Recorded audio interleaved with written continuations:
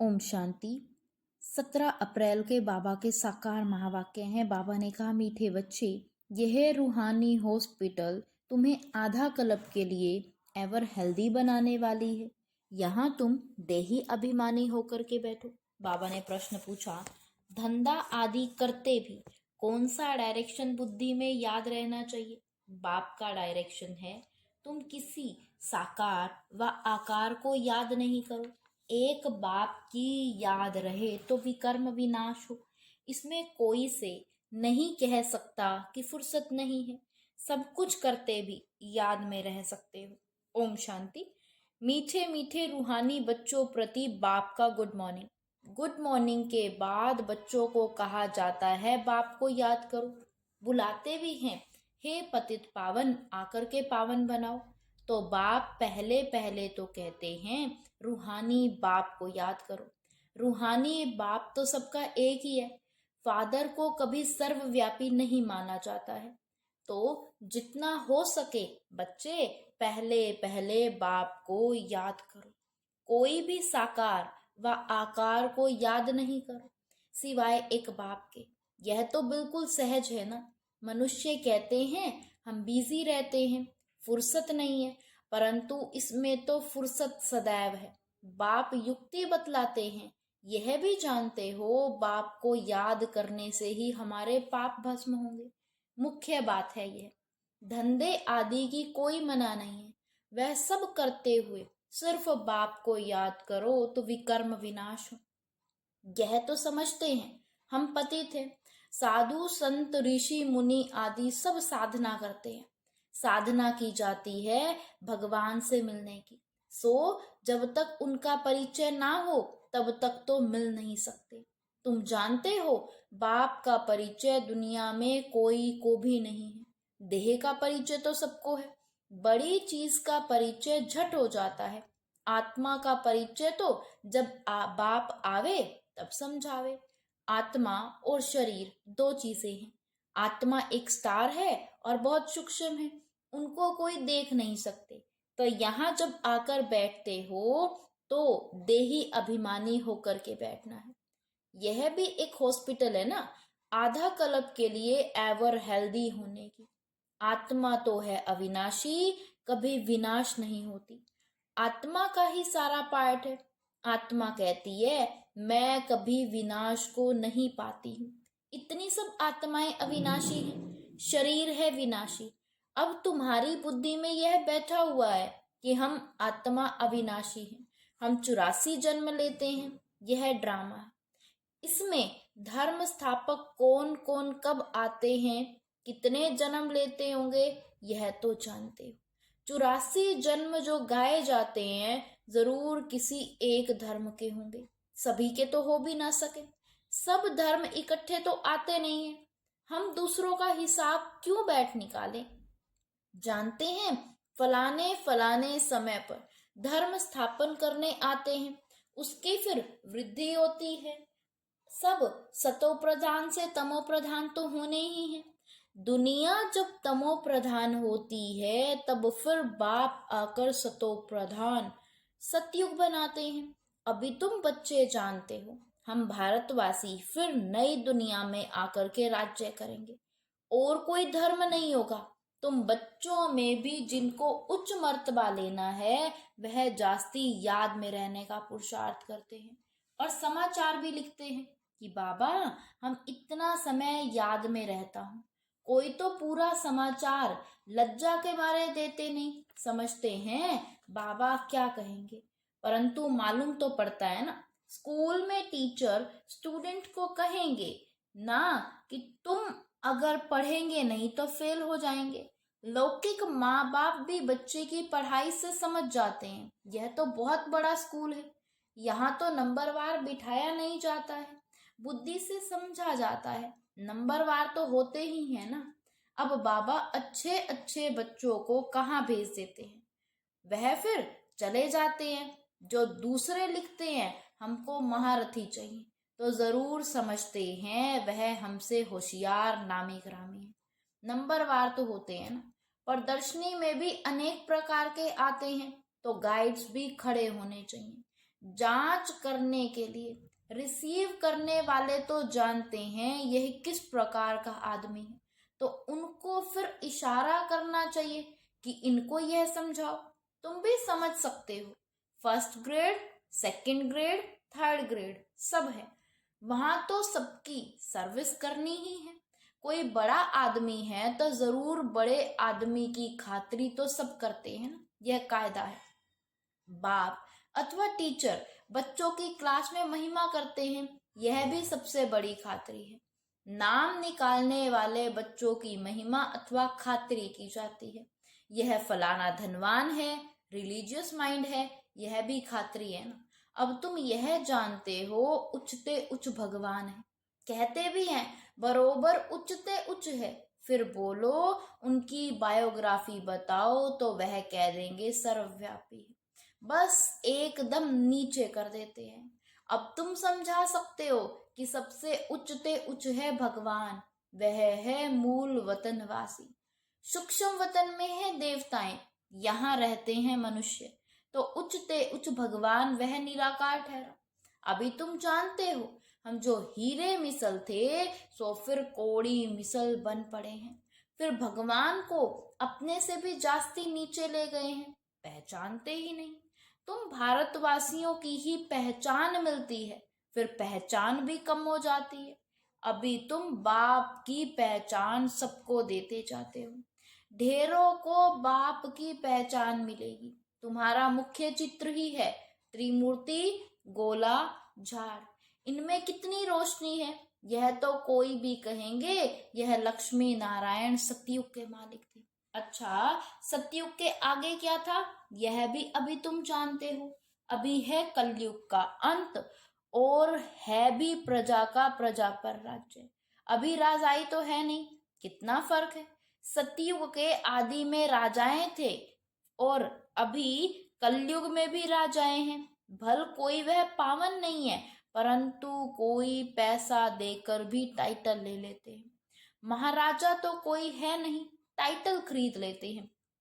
जैसे पटियाला का महाराजा, जोधपुर, बीकानेर का महाराजा, नाम तो लेते हैं ना, यह नाम अविनाशी चला आता है। पहले पवित्र महाराजाएं थे, अभी हैं अपवित्र। राजा महाराजा अक्षर चला आता है। इन लक्ष्मी नारायण के लिए कहेंगे यह सतयुग के मालिक थे। किसने राज्य लिया अब तुम जानते हो। राजाई की स्थापना कैसे होती है। बाप कहते हैं मैं तुमको अभी पढ़ाता हूँ 21 जन्मों के लिए, वह तो पढ़कर इसी जन्म में ही बैरिस्टर आदि बनते हैं। तुम अभी पढ़कर भविष्य महाराजा महारानी बनते हो। ड्रामा प्लान अनुसार नई दुनिया की स्थापना हो रही है, अभी है पुरानी दुनिया। भल कितने भी अच्छे अच्छे बड़े बड़े महल हैं, परंतु हीरे जवाहरातों के महल तो बनाने की कोई में ताकत नहीं। सतयुग में यह सब हीरे जवाहरातों के महल बनाते हैं ना, बनाने में कोई देरी थोड़ी ही लगती है। यहाँ भी अर्थक्वेक आदि होती है तो बहुत कारीगर लगा देते हैं, 1-2 वर्ष में ही सारा शहर खड़ा कर देते हैं।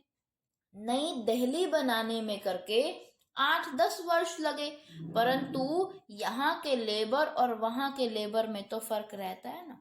आजकल तो नई नई इन्वेंशंस भी निकलती रहती हैं, मकान बनाने की साइंस का भी जोर है, सब कुछ तैयार मिलता है, झट फ्लैट तैयार, बहुत जल्दी जल्दी बनाते हैं। तो यह सब वहां काम में तो आते हैं ना, यह सब साथ चलने हैं, संस्कार तो रहते हैं ना, यह साइंस के संस्कार भी चलेंगे। अब बाप बच्चों को समझाते रहते हैं पावन गंगा बनना है तो बाप को याद करो।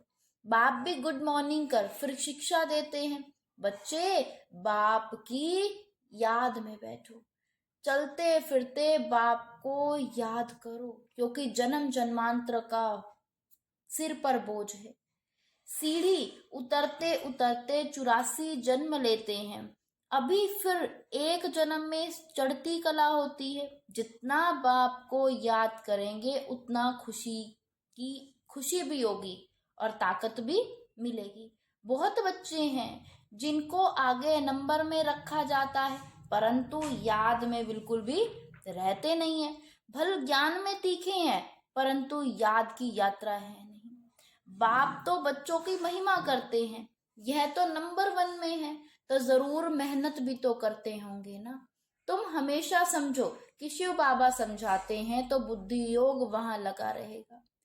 यह भी सीखता तो होगा ना। फिर भी कहते हैं बाबा को याद करो। किसी को भी समझाने के लिए चित्र है। भगवान कहा भी जाता है निराकार को। वह आकार शरीर धारण करते हैं। एक भगवान के बच्चे सब आत्माएं भाई भाई हैं। अभी इस शरीर में विराजमान है, सभी अकाल मूरत है। यह अकाल मूरत का तख्त है। अकाल मूरत और कोई खास चीज नहीं है, यह तख्त है अकाल मूरत का। भ्रिकुटी के बीच में आत्मा विराजमान होती है, उसको कहा जाता है अकाल तख्त। अकाल तख्त अकाल मूरत का। आत्मा सब अकाल है, कितनी अति सूक्ष्म है। बाप तो है निराकार, वह अपना तख्त कहां से लाए। बाबा कहते हैं मेरा भी यह तख्त है, मैं आकर इस तख्त का लोन लेता हूँ। ब्रह्मा के साधारण बूढ़े तन में आकर अकाल तख्त पर आकर बैठता हूँ। अभी तुम जान गए हो कि सब आत्माओं का यह तख्त है।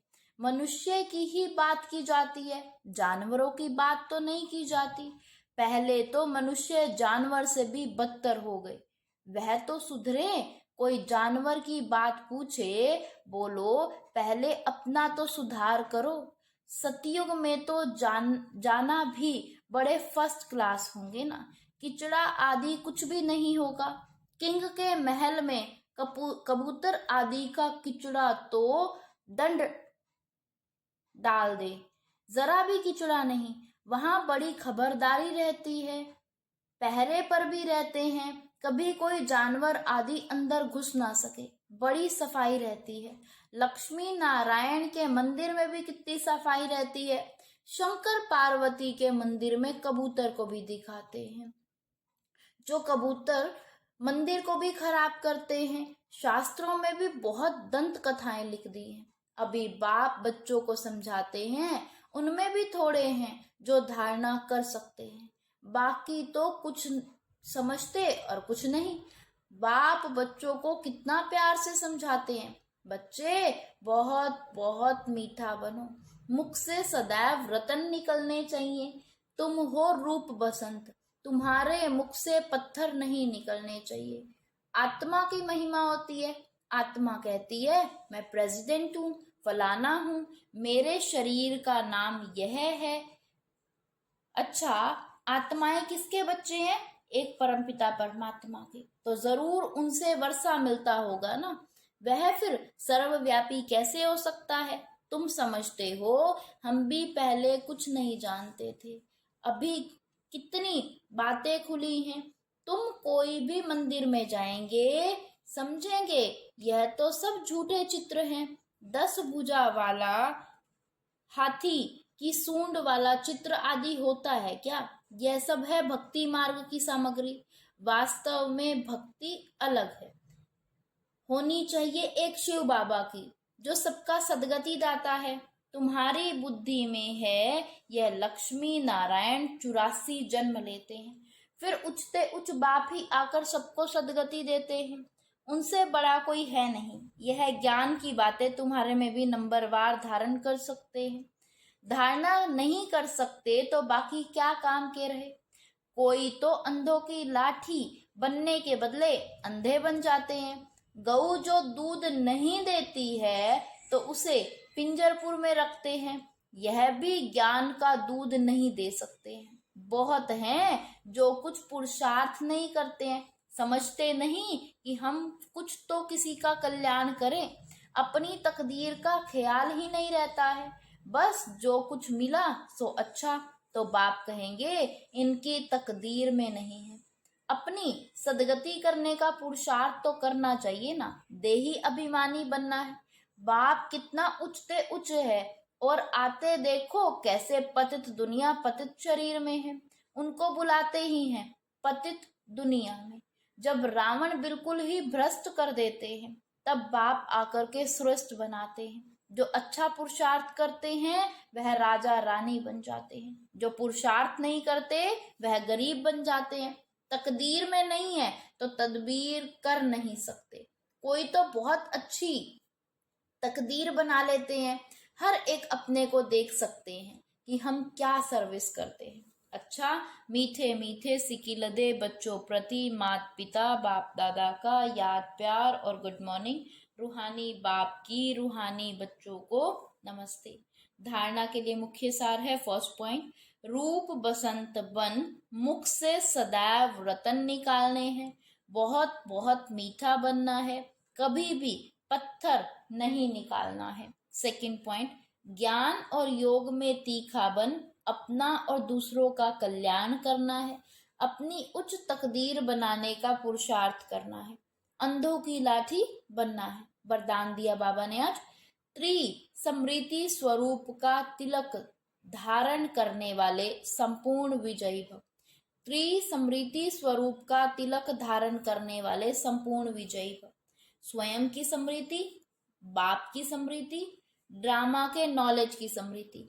इन्हीं 3 समृद्धियों में सारे ज्ञान का विस्तार समाया हुआ है। नॉलेज के वृक्ष की यह 3 समृद्धियां हैं। जैसे वृक्ष का पहले बीज होता है, उस बीज द्वारा 2 पत्ते निकलते हैं, फिर वृक्ष का विस्तार होता है। ऐसे मुख्य है बीज बाप की समृद्धि, फिर 2 पत्ते अर्थात आत्मा और ड्रामा की सारी नॉलेज।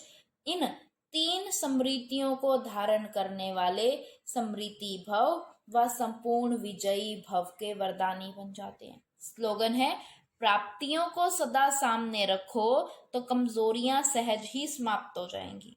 प्राप्तियों को सदा सामने रखो तो कमजोरियां सहज ही समाप्त हो जाएंगी। अव्यक्त इशारे, कंबाइंड रूप की समृद्धि से सदा विजयी बनो। संगम युग पर ब्रह्मा कुमार कुमारी अकेले नहीं हो सकते।